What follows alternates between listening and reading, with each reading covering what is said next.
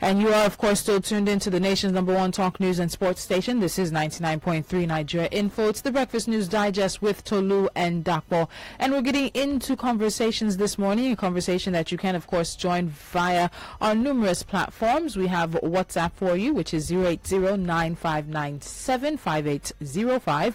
And we, of course, have social media. On Twitter, we're at Nigeria Info FM. Again, that is at Nigeria Info FM. On Facebook, if you're not able to listen to this conversation via your radio, you can also follow us with the conversation live on Facebook, www.facebook.com/Nigeria Info FM. On YouTube, we're also there as well. Please go to youtube.com/Nigeria Info FM as well. And those are the numerous ways in which you can be part of all our conversations if the phone lines are not open. So this morning, what are we talking about? The re-election bid of President Muhammadu Buhari. And it was just a few days ago, rather on Monday, that the president announced that he would be seeking a second term in office. He informed the National Executive Committee of the All Progressives Congress that he would be seeking a second term and putting himself up for re-election in 2019. Now, this was the first time that the president had publicly declared his re-election bid, even though there had been some indications that he would seek another term. It was when he went to Benue to commiserate with people over the loss of lives during clashes that the president said he might return to the state for a campaign. Even in Kano, when he was there sometime last year, he said that this seemed to be a direct message to those who might become his competitors or his opponent. So we are going to be talking about his declaration and, of course, what it means for Nigerians.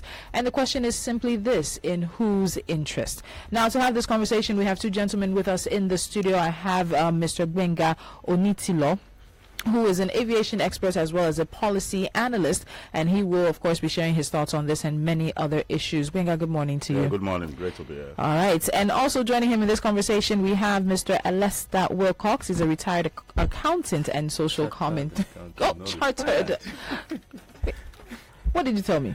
I'm a chartered accountant. Okay. No, accountants don't retire. Yeah. Anyway, good morning. My apologies on that. Maybe the smoothie is not working after all. All right. He is a chartered accountant as well as a social commentator, and we'll get straight into this conversation. Don't forget, join us on our numerous social media handles and let us know your thoughts as we get into this. So let me start with Mr. Gbenga. When you heard that on Monday, speaking to the Executive Committee of the All Progressives Congress, which also happened to be in the middle of some kind of maybe internal tussle about the tenure elongation issue, that the president declared he would be seeking a second term in office, what were your initial thoughts? I saw it more as a cowardly act, in the sense that you've always, this is the way we play our politics in Nigeria. People always wait till the elections are approaching before the president now begins to engage the public or the citizens, talking about re-election bid. And so it has always been the history of Nigerian leaders. They will always wait till the last minute before they show interest either in coming into the public space to declare. And what I found funny is that it wasn't even declaring to the same citizens he said have been talking about him coming out to talk. We have not seen any video anywhere where the president openly declared that he wants to seek re-election. That these are things that come from partyship things that come from his media people, not directly from the president. And Donald Trump in the U.S. is how many years before re-election? The guy has already declared that he's coming back for re-election. So I'm wondering why you lack the confidence, why you lack the capacity to be able to declare to the same people that you say have been talking about whether you are going to contest or not. Is within his constitutional rights to seek re-election. But I expect for the president to come out openly and be able to engage the citizens and let the citizens know the reasons exactly why you think you deserve a re-election. That's the angle I see it from. You are not the president of a political party, you are the president of Nigeria. Now, let me take you back a little bit on something you said about him coming out. Does it really matter when? You talked about the fact that Nigeria's political leaders tend to wait almost to the last moment and sort of attempt to build up some kind of anticipation or anticipatory. We're all waiting with bated breath. Does it matter when he decides to declare? It does really matter. It shows you are a man of vision. It shows you know exactly what you're about. It shows that you have clarity in thoughts and purpose. And you know exactly what you're going for. But when people begin to hesitate and begin to play a lot of drama, a lot of politicking within their own political party, it shows you don't have clarity. It shows exactly you don't know what you're about. You're not even sure of what you want to do. People that know people like Donald Trump, people might castigate and attack Donald Trump for what they like. The guy has already declared he's coming back. So people that have a clear definition of purpose, that they know what they're about, they know what they are going for, and they have a track record of performance. And you see, even within among the governors, you see people running around, gathering groups, seeking endorsement for people to be able to record. Look, your works to be able to speak for you. The things that you have done, your track record of achievement, should be able to speak for you. And you should have clarity. You should know you want to recontest. And you should be engaging your citizens on this. You are not the president of APC. You are not the president of National Economic Council of APC. You are the president of Nigeria. So come out clear, crystal clear. There is nothing that says you cannot recontest. Okay. But come out with purpose and clarity and with confidence, declaring to the people why. Engage us. When was the last time the president engaged us? When was the last time? Nigeria, he only speaks to people when he's abroad. He only speaks to the international press. He doesn't even engage the media. He doesn't engage with the citizens. So engage us and tell us the reasons why you think you deserve a re-election. Not all the propaganda we see that in the public space. All right, Alesta, let's go to you on the same question. When the president announced his initial that he would be seeking a second term in office, what were your initial thoughts? And you can also use this opportunity to respond to a few of the points that Gbenga raised about coming out and speaking to the citizens, engaging the citizens, not being president of the APC but president of the nation. Delighted when that's the word. In one word, delighted when I heard it. Confident of the fact that this is a man that has a purpose and a vision. This is a man that promised change and is delivering changes, and when people are not seeing what changes means, I don't know what people call change. In past, we used to have fun fairs when people gather the whole, spend money on the Eagle Square just to declare they want to have a second term and want to run. The man has a base, and that's his political party. And who should first be told, I want to seek re-election is the party. If I want to do something in my house today, who do I tell first? Do I have to go to the troop top and start shouting to everybody? I tell my wife, I tell my children, then this is what I want to do. And then I go ahead to do it. So, and the time is apt. We have about 309 days now to election. He made his declaration last week, which is about 315 or 300 and so many days to election. So, and this is the appropriate time, because according to our rules, according to our laws in the country, there are rules up to when anybody can come up to say he wants to seek election, he doesn't want to seek election. You don't need to jump the gun. Now, the problem we have in this country is speculations. We dwell so much in the realm of gossip and speculations and conjectures, and which is of no use. There is a 4-year tenure of a president, and the president is working his 4 years tenure with all the difficulties he's having and challenges. So politics and governance must be situated at the appropriate time.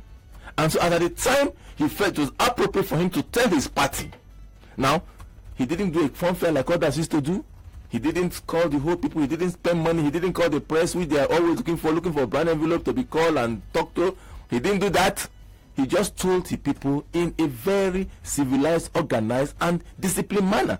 And so I think that I should be looking at some of these snippets of changes that we are all talking about. Change. When we are seeing the change, we are not even recognizing the change. So if this is how we should be going, and departing from the fun fairs and the frivolity of the past, I think we should commend this president. And as for if he talks to Nigerians or not talk to Nigerians,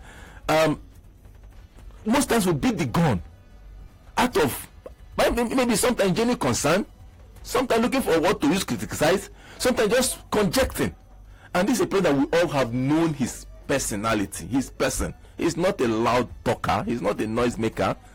He's somebody that works what he wants to do within himself, and his media have been handling it. Any information that goes out to the public, what critics are looking for, it's what people are looking for is where to criticize. Nobody accepts information. So of what value?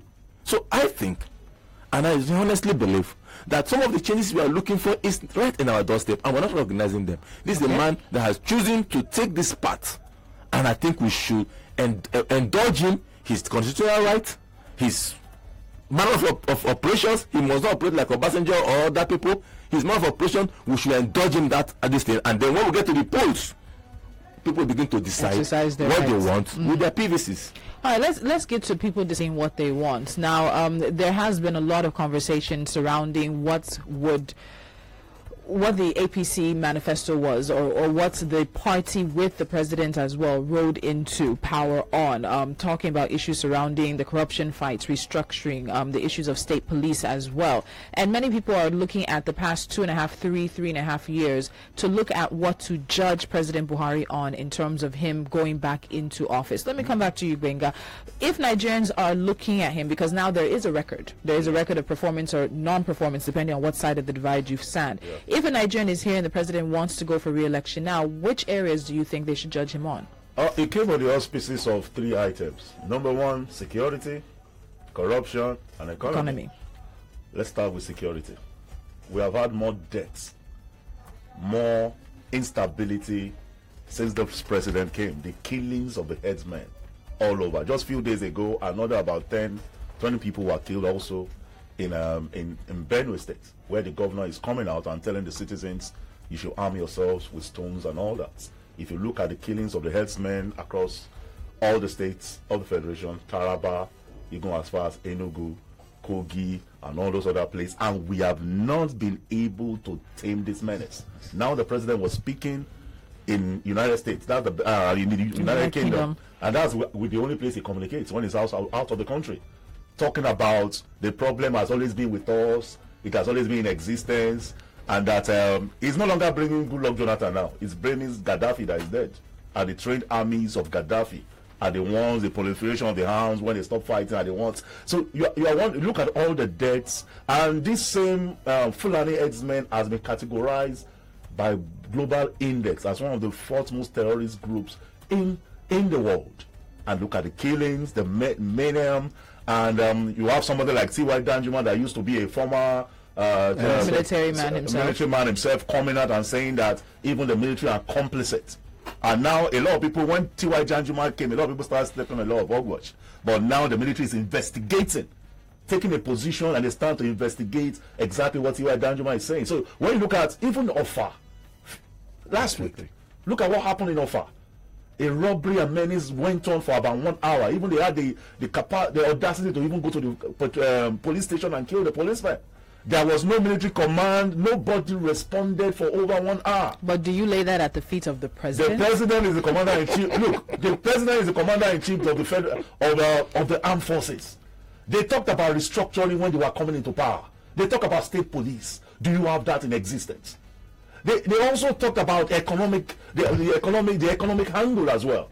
How well has the economy really fared in terms of unemployment? And unemployment in the past few years, in the past 3 years, as over 5 million people have lost jobs. Businesses have shut down. Consumer price index is on the highest. They can talk about GDP, whatever they want to talk about GDP. That's macroeconomics. But the living condition of the people has really improved. Inflation, as inflation rates improved, the forex market as well. Access to you still have over 41 items still being banned, and the power sector is still in a mess. Capacity to produce is not there. So there are several indices you can measure with. You also look at anti-corruption campaign.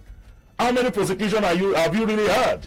When people even within your own cabinet, people like Bashar Lawal are known to be corrupt. Your own former NIA chief known to be corrupt. Okay. Several allegations about the people within his own circle and team ongoing, but none has been prosecuted. Even they came out with a charade list of people within a political party that they said they are coming up with a list. There are people that are looters. The question you begin to ask yourself, do we even understand what it means to even fight corruption? We are not even dealing with the issues that lead to people being corrupt. For example, have you been able to reform your civil service? Your civil service is the albatross of corruption in any nation. If you cannot reform your civil service, you cannot win the battle against corruption. What about your police? Your police itself has not been empowered. The welfare, the training, quite a lot of things. And normally, you are talking about if you are dealing with corruption. And just weeks ago, they said about 78,000 of the police are ghost workers. And we claim we have about 350, which means 78,000 are ghost workers. You have another 150,000 allocated to the private people in the private space. So how many policemen do we really have? Statistics have it for Nigeria to be effectively and well policed, you need over 1 million, 1.5 at least policemen. How well remunerated are they? You still have the colonial system of driving the police force, where the police force lives on the barracks. It was a colonial system in those days on an elitist thing. But now, as I yesterday, they said we are 198 million people. I'm sure we are even over 250 million.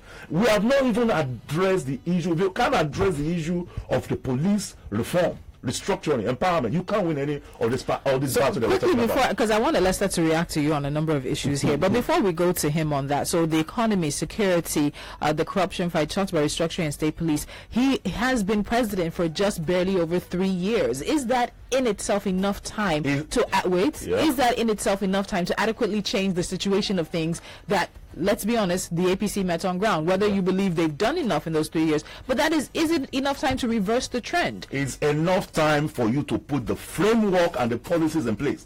Systems are driven by framework and policies, not at this charlatan approach to governance. Nigeria is a poor nation, whether we want to agree with it or not, and we always set on a drive of borrowing. Do you know the bulk of our budgets, all those funds will be used to service debts? Over 66% of it will be going to servicing of debt. The bulk of it also is on recurrent expenditure. Now, even the capital project we're shouting about, what is the performance since 2016 till date? The performance of our budget has not been beyond 30 to 40%. Even as of last year, we have only been able to fund critical capital projects up to about 30 or 40%. So if we have a government that is going on the drive of borrowing to build the economy, I think we have not gotten it right. The way to deliver this country from where it is to create the enablement where you will draw in investment. Is the investment. We don't have the money. Nigeria is a poor country. Anybody that thinks we are very, very poor country. And so you need to create the policy framework. Just the moment the president declared that he was coming out of the president, the stock market declared by over 45%. But there are people who have said you cannot link that to regulation. Hold on to you. Every investor in any economy always look at the economic managers. Go and check the investors all over the world. They look at the economic managers. They look at the people that are critical to making economic policy to determine where they put their investment into, where they will put their funds into. Do you know how much that have left this economy and moved to places like Kenya, Rwanda, and Ghana since this administration came into power? Do you know how much that left? The Nigerian capital market is not even an effective way at times to even define stuff. It's more portfolio management. But the moment it declared, like 3 months downtime, and those are indices you use to judge. Look, we can drop propaganda. Facts we always speak. All right. Let's go to so you gave my colleague almost. No, you will have adequate time. You will have adequate time. So he's talked about the economy, security, corruption, restructuring, state police. I want to thank my brother because he spoke some basic truth. One, Nigeria is a poor country. Okay, and then you ask him a question. He talked about time lag. And you see, that is my problem with the other side, because they want a fire brigade approach. They want a magic wand, and Professor Pella is dead long ago, so I don't think Nigeria has a magician any longer. So they want a magic wand, and when they are seeing the changes, they don't understand it, or because they don't want to see it, so they just keep inciting the people with the wrong information and data. Let's start with the three flanks, and I'm happy that we are now narrowing these things to those three flanks that the president spoke about in every office. The security. People say there are more deaths. I don't know if people remember what happened in Plateau 2005. And I don't like talking about death because sincerely, one death alone is painful to me. I don't like talking about figures and statistics. But sometimes when people talk about it, I have no cause but to react. It doesn't diminish the fact that I owe so much respect to those who have lost their life in whatever malady that has gone on in this country. I don't know how people remember what happened in Jos from 2004 to 2005 that even almost cost Dare his job. It is sinful and harassment issue. And do we have the statistics of who that died there? I don't know if people remember what started happening at Gatu from 2013. The statistics are all there. Massacre. When they are saying that there was even I was shouting on all media that Fulani herdsmen cannot be carrying helicopter gunships to go and kill people in villages. People forget that. But today, because Muhammad Buhari is a Fulani, they all tag every Fulani issue. Even every communal fight is now Fulani herdsmen. Two people fighting on the streets. So long as they didn't see who killed who is Fulani herdsmen. So that merchandise has sold, and the press have helped to sell that merchandise, and they've bought it. But that's not the fact will remain. When people die on the Fulani side, everybody is quiet. But when people die on the other side, because Muhammad Buhari is a Fulani, it gets blown out of proportion. But I don't want to talk about the deaths and all that. But I know what the president met on ground. People are talking about Boko Haram. Oh yeah, they said technically defeated, don't technically defeated. We all living with. I want to deny. And I think we are all honorable meant to admit to the fact of where we met on ground in 2015 with the rest of the insurgency war. And we also know where we are today. The fact that our soldiers, our men and women in uniform who have sacrificed themselves to keep this country together are no longer running from the terrorists, from the terrorists. As much as relative peace has returned to the core state, which is Borno, when last did Academy, 2015, when did Academy play in Borno in Meduguri, Academy Football Club? They were playing in Bauchi, they were playing in other places. But today, they play in that place. When last did you hear that the military ran away from Boko Haram? Today, Boko Haram has been confined to a portion of Sambisa. Yes, there are several factions. You cannot defeat a terrorist war in 3 years. It didn't happen in Syria. Syria has been boiling. It didn't happen in Afghanistan. It didn't happen in Afghanistan. Was bombed. I mean, a five-star hotel was bombed just January this year. President Bush, the moment Saddam was removed from power, President Bush declared victory. That was in 2007 or thereabout, I can't remember. The moment Saddam Hussein was removed from power, President Bush declared victory. But 13 years after, Iraq is still boiling. Afghanistan is still boiling. So if people expect that because the president promised to deal with, yes, he has dealt with the issue to the point that today Boko Haram is not holding any local government. Today Boko Haram is on the back foot. Terrorism cannot be won. Cannot be won overnight. So timing is an issue, but the commitment within which the president addressed the issue, because that was the thing that was uppermost in his heart. This is a man that dealt with Matasini decisively. This is a man that dealt with when the Chadian soldiers were trying to come to Nigeria in the 80s. This is a man that took the fight almost in Jamina. He understands the act of fighting wars, and he knows how to do it. You can't win that war in one day. I'm calling him. The size of Borno and the size of Borno state alone is bigger than Belgium. We know that. So even if you put every one single army, Nigerian soldier, on every foot in Borno State, it can't cover it all up. Let me quickly, you'll continue. Yeah. I want to quickly come in here. So, on the security fight, Boko Haram has been very high on the radar, and whatever terminology any representative of the government wants to use, technically defeated yes, or not, depleted. We all hear it, we've heard it. And yes, we can see the trend, but then you also have to realize that there has late last year, mid last year, there was an increase in Boko Haram hitting soft targets. Yes. That's one. Yes. Then secondly, just as Chibok happened to be for the Jonathan administration, the Dapchi situation also happens to be for the Buhari administration. Yes. For some people, even worse than, because a lot of people believe that the administration was able to come in, especially on that Chibok situation, yes, and then it repeats itself in Dapchi. So with all the success you talked about, yes, how do you not? We have to talk about those face point issues. And I've said it. You cannot have eliminated the threat completely. It's not a conventional war.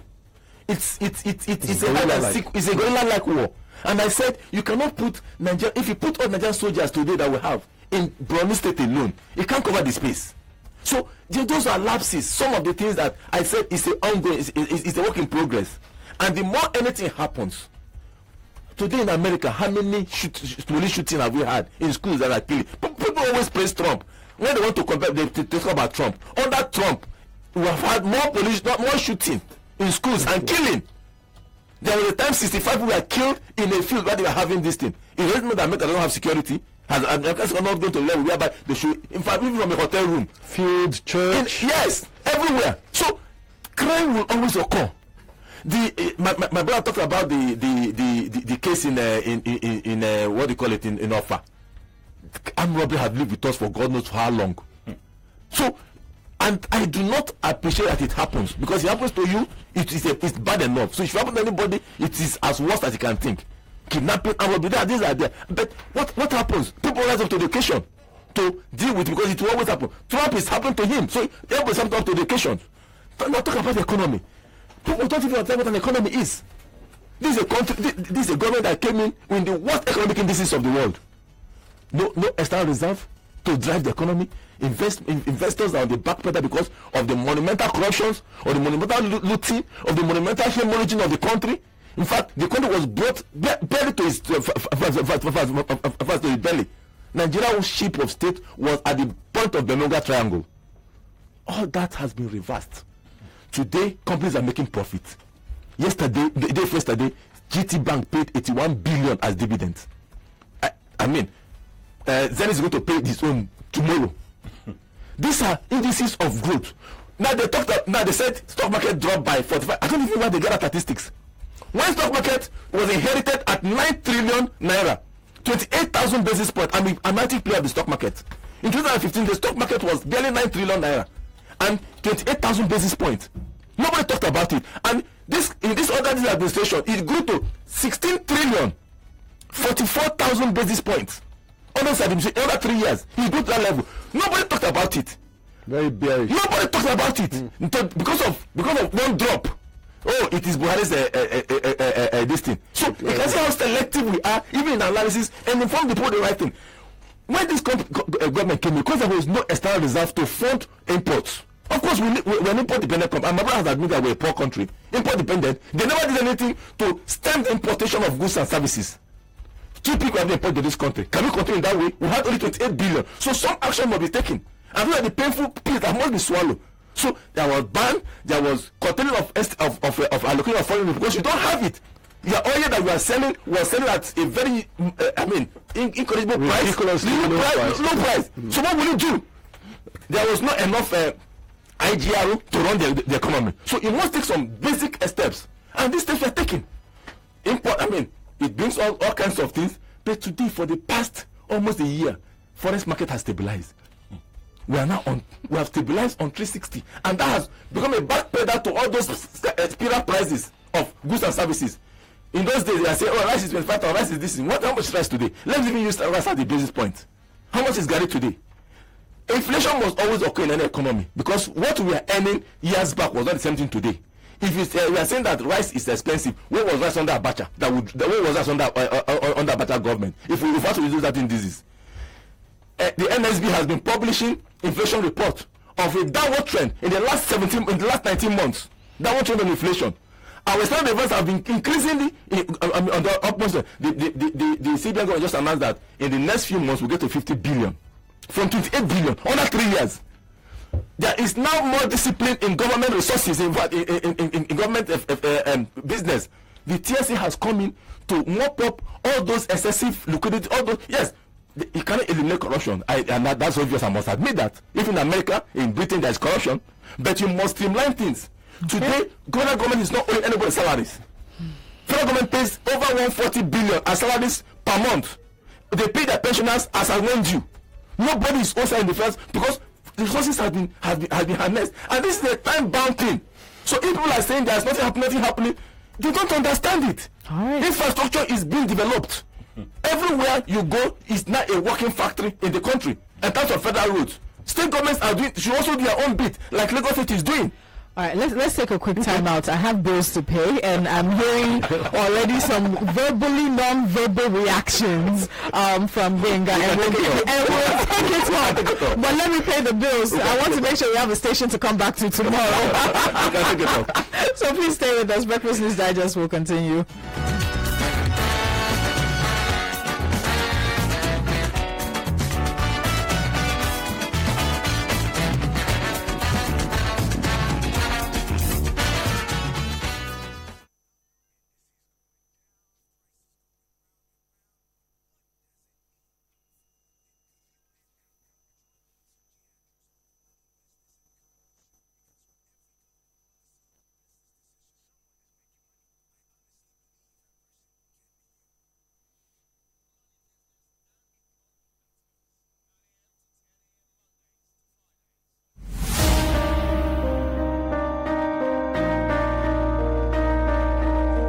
Hi, I'm Tunji Andrews, and this is 1,000 Naira note. To some people, this represents a meal, or a few bottles of beer. To other people, this is 4 units of Dangote cement shares, or 21 units of GT Bank stock, or the startup capital needed to start that pure water business. Whoever you are and whatever your needs might be, we have you covered on the Money Business and Economy Show on 99.3 Nigeria Info, weekday mornings at 9 a.m. Cause it's not really the amount of money that matters. It's usually what you do with it. Cheers.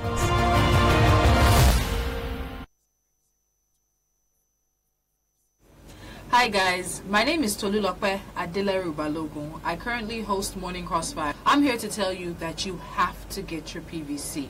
Your permanent voter's card is your power, and in your hand you hold the power to make any necessary change that you want in Nigeria. Please participate, because elections are not the end of democracy and governance. The highest office in the land is the office of the citizen. You and I are citizens of Nigeria. Get your PVC. Your PVC, your voice.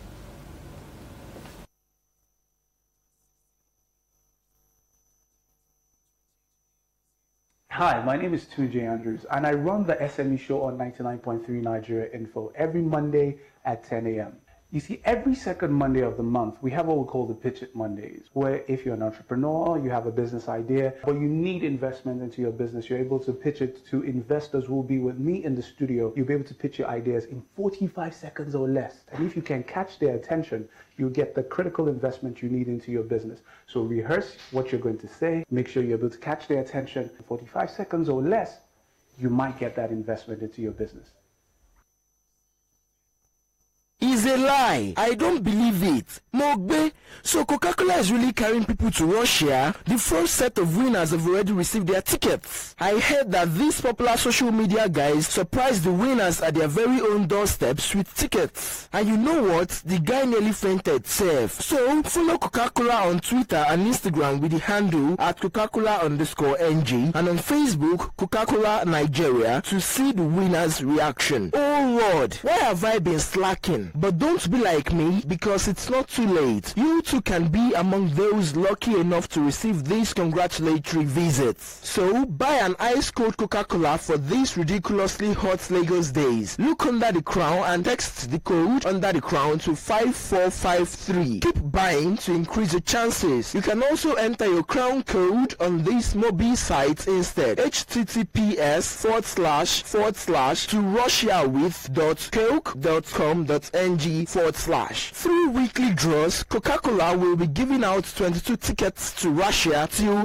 April 30th. The experience in Russia will be crazy. One experience for teenagers in June and one experience for adults in July. These teenagers, ranging from 13 to 16 years, get the amazing opportunity to represent Nigeria as the official flag bearer and coin tosser for the Super Eagles. 6 flag bearers will carry the Nigerian flag for Super Eagles during a Nigerian match, while one team will carry the coin for the coin tosser at the same match. So guys, how mad is that? For the adult experience, 15 lucky adults will spend 7 days living their best lives on the luxurious boat cruise, stopping at all the best tourist attractions that Europe has to offer. I must win this trip to Russia. So guys, you know what? I know my phone will soon break with all the codes I'll be sending. Come to think of it, my bottles of Coke are just jejely chilling in my fridge. I beg, where is my phone?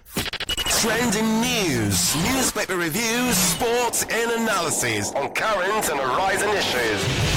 The Breakfast News Digest, 6 a.m. to 10 a.m. every weekday on 99.3 Nigeria Info.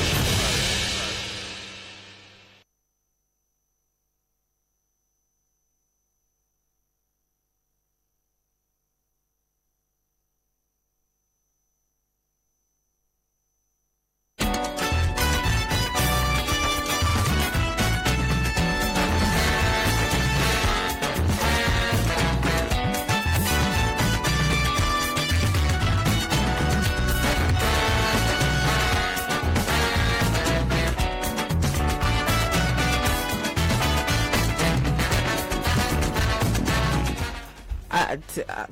They're laughing because everybody knows what's happening. I'm short of words. One thing I will agree is that Nigerians on either side of the divide are very, very passionate about Nigeria. Now, there was a massive argument happening in the studio. We'll have just like 30 seconds of the clip for you later on, just so you know that everybody is passionate about what exactly is going on in our country, whatever side of the divide they stand on. So in the studio with us, we still have Gbenga Onitilo. He is an aviation expert as well as a policy analyst. And we have Alesta Willcox, who is a chartered accountant and a social commentator. And we're looking at the announcement by the president, Muhammadu Buhari, that he will be running for re-election in 2019. Now, we have taken up issues around the economy, security, the corruption fight, starting a little bit back with the manifesto of the All Progressives Congress, which stated, of course, the restructuring issues and state police. And time is never on our side, and these gentlemen are both very, very vocal and have a lot of things to say. So I feel like I asked one question and I don't get to talk for another few minutes. But as no one is fighting the president's constitutional right to run for a re-election, that's not even part of the conversation. That would be very pedestrian. But the questions have, of course, centered around why he will be running again, what Nigerians should be looking at. There is now a record that you can look at for his administration that Nigerians will use to judge him when individuals go to the polls in 2019. But let me go back, and I don't know if Mr. Gbenga can do this very quickly, so we can get to what will probably be our last question. I've only asked 2 questions today. And so much information out there, 2 questions. But while Alesta was, of course, speaking, Gbenga, you had some verbal, non-verbal responses and reactions to a few of the points he made. He talked about the economy, of course, that, I guess what I would call now the very infamous dip in the stock market. It closed down about 150 billion. In a timeline after the president declared re-election bid, but there have been those who debunk that the downing of the market had anything to actually do with the president's announcement. Others on the other side say it is an indication of how people who look at the country, who look at policymakers, and who look at those who drive the policy thrust of an administration or government feel about that potential. But you can be on either side of that. But I want you to react to a few things that Alesta also said about the security situation, acknowledging, yes, there have been some lapses, but nobody can win a guerrilla warfare, the kind we are seeing with Boko Haram, in 3 years, and also talking about a number of other issues. If you can do that quickly. Well, for me, if we cast our mind back to 2014, the bulk of it's right there in the open space. The bulk of the taming of Boko Haram was done few months before the presidential election. The facts are there. The bulk of the local government that were taken over by Boko Haram. The facts are there in the open, so people can I'm one of those that campaigned against Goodluck Jonathan, but the facts are there. The deployment of the military at that point in time, they claimed a lot of local governments. So beyond propaganda, beyond that, whether the guy was corrupt or incompetent, the facts are online. Anybody that wants to research can research that. Now, going back to about whether we have technically defeated or incapacitated Boko Haram and all that, the pass of Goza Mountains, you have the Boko Haram highly entrenched in that region. And when we even start talking about Zambiza Forest, there was no battle between Nigerian armed forces and Boko Haram. They just left the Zambiza Forest for us. And there has been several times. For example, look at what happened to those kids in what's the name of Dapchi. The question you begin to ask yourself, who gave the command for the military to leave that post for those guys to come in and do whatever they did?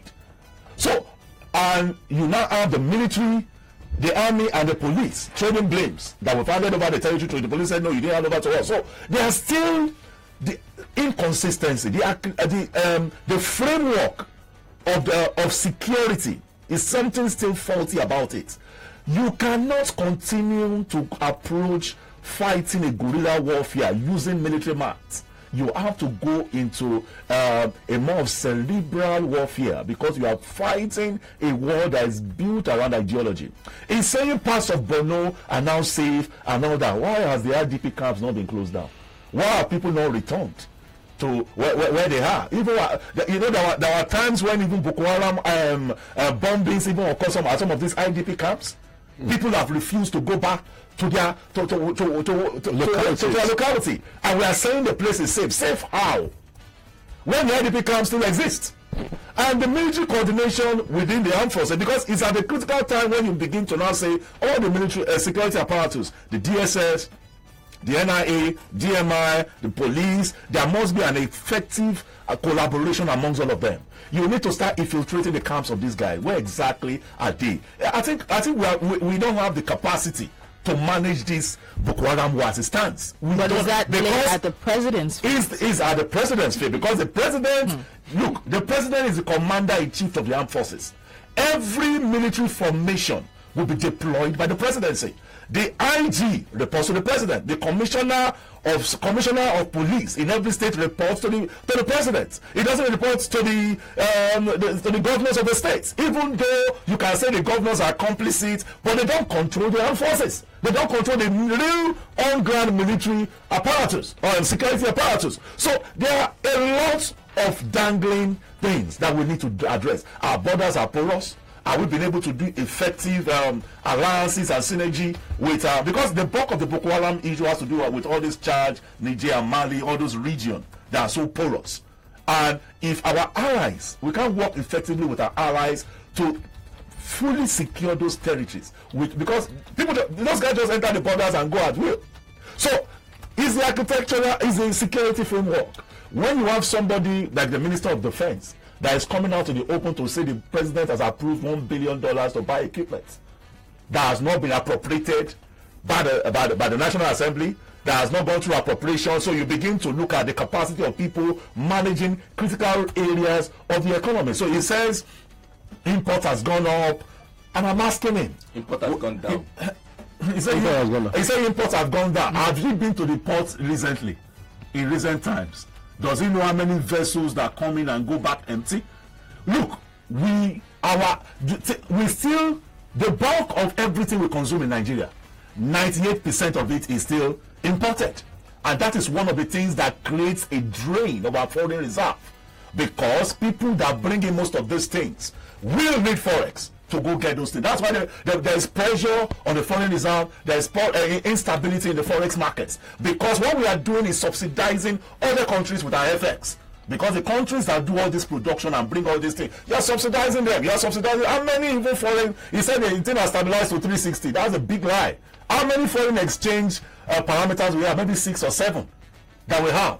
Multiple windows. You don't even know which one is the right one. You have the pilgrimage rate for people going on Hajj, and people going for pilgrimage in Israel. You have people within the National Assembly that have their own rates. You have politicians' rates. You have several windows in this same economy. You have rates for pilgrimage. Yeah, several. So if we don't even know the value of our currency.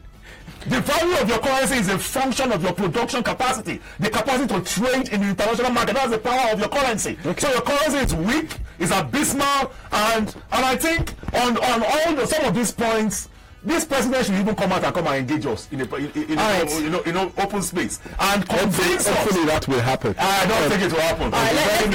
Let's. I know this. I knew it was going to be my last question. I really knew between the two of you. I'll start with Gbenga again, and I'm timing this. I know, but if you rebut him now, we'll get to the last question, and there are 6 minutes. So you both have 3 minutes. But he was rebutting you. Yes, he was rebutting you. He was actually picking your point. Yeah, he was rebutting. Gbenga has had 30 minutes. I have like. All right, let's pause. All right, so there are 6 minutes left in this conversation. Gbenga, I will start with you, so he does have the right to final reply, and he can add anything he wants to it. But going forward, the president has declared his intention to run for 2019. It is his constitutional right. That's not what we're here for. But going forward, looking at and also looking back at the last 3 years, what questions do you feel Nigerians need to put to the president in terms of why they should vote for him in 2019, above and beyond anybody else? Please be thinking about the question. That's also your question as well. So what questions do we need to ask now that he is seeking re-election? No. Some of the questions we're asking is around those 3 things he said he wanted to deal with. So far, economy, we have scored you low. What new thing are you going to bring on board in terms of the economy to ensure that interest rate go to single digits? How are you going to do that in actual terms? How are you going to deal with the issue of multiple windows of forex exchange? How are you going to deal with the issue of power? How are you going to address that in practical terms? We're tired of hearing we will setting up committees. How are you going to tame the menace of herdsmen? How are you going to end it? How are you going? You talk about restructuring. Are you going to address restructuring? When are you going to deal with state policing? When do you want to start? You are saying subsidy has gone. We just discovered 1.4 trillion is spent subsidizing petrol. Who appropriated that fund? Mr. President, sir. Who gave you the power of appropriation? And the vice president said no, they didn't give approval. It's NNPC and back and forth. Those are questions we need to start asking this. I think the Senate or the National Assembly should put a clause in our electoral law that, look, you must publicly engage in the people in the debate about town hall meeting before you even vie for a position. Yeah. I think it should become a law. Okay. So those are critical issues. Issue of corruption as well. There has been no real prosecution being gotten anywhere. When is the EFCC going to become fully autonomous, independent of political manipulation? Mr. President, sir, we want to ask you that. When will the EFCC become fully autonomous so that you don't have control on your cabals? Determine who to go after. I'm so sorry, time is now with us. I'm really sorry. Alesta, your answer to that, and if you do have enough time more. They said the economy was good under them when they were in power and all that. Yeah, 28 states were owing salaries by the time this government came to power. The federal government was owing over 4 months' salaries, and some MDAs were even owing almost 12 months' salaries. That's how that has been. But 16 states are still owing salaries. Yeah, well, there was bailout and all whatnot. Well, the federal government cannot control what happened in the states. But if 28 states were owing salaries at that time, and now it's 16, apparently you know that a lot of work has been done from the center to bail out those states and to make workers in those states not to go home empty, hungry. And the federal government is not owing anybody's salaries any longer. I'm talking about what we're going to ask the president. Then I should ask the president, sir, you have been able to bring us out of the Gbenga triangle. Sir, you have been able to direct the state of the ship of state from the destruction. Now we are on the path of weathering some storm and turbulence. Sir, you've been able to deliver us from the hands of Pharaoh and his cohorts. Now you are at the Red Sea. Are you also looking for a Moses? Are you also looking for a staff to part the Red Sea, or are you going to provide boats for us to part the Red Sea? That we have come out of Egypt. In fact, it's not questionable. That we have veered off the Gbenga triangle. It's not questionable. Right now, we are at the path of sustainable growth. Sir, is this you want to continue on this angle, or you want to do something differently? Sir, we need to rejig certain aspects of your governance. Something slow pace of taking certain decisions. Sir, certain areas that have not fared well. You have fared so well in terms of Boko Haram. Do more in terms of the herdsmen. Do not listen to these ones that come on air and incite the people against you. The millions of people are with you because they understand that the people who have stolen them blind, who destroy, who went to this level, are doing everything to blackmail, to counter, and to make sure that they distract their focus from what's happening. Right now, the average Nigerians is seeing a hope in the country. Right now, hope is rekindled. So, sir, we want you to continue on this hopeful note. Yes, people will want magic. Propeller is dead. There's nobody does magic in Nigeria again. Things will be done now according to realities. You have made sure that corruption is being addressed vigorously. They are talking about convictions. Conviction is not the aspect of corruption. First, deterrence. There are deterrence now. The corruption will never stop. In America, it doesn't stop. But there is deterrence.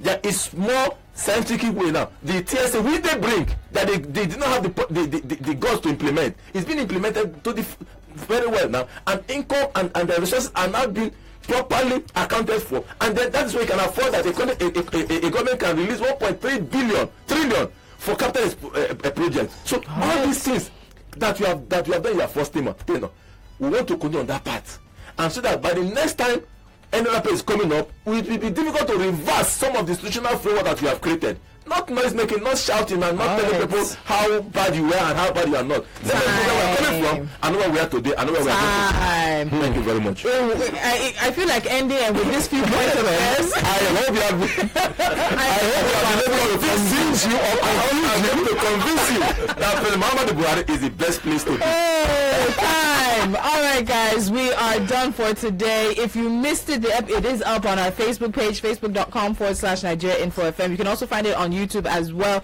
But the conversation will continue. It won't only be around the president, but others who have also declared interest in running for the highest office, the highest elective office in the country. Questions to put to them, x-ray them. What are their antecedents? What can they do for us as well? We as Nigerians need to start asking those questions to get better results and better answers. A very big thank you to Gbenga, Onitilo, as well as Alesta, Willcox for their time this morning. Let's have a handshake, gentlemen. Have a handshake. I'm not This studio was very, very hot.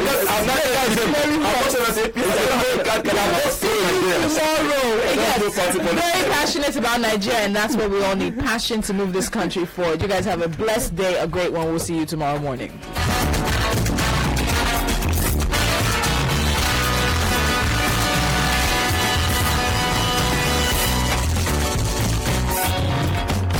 Nigeria Info.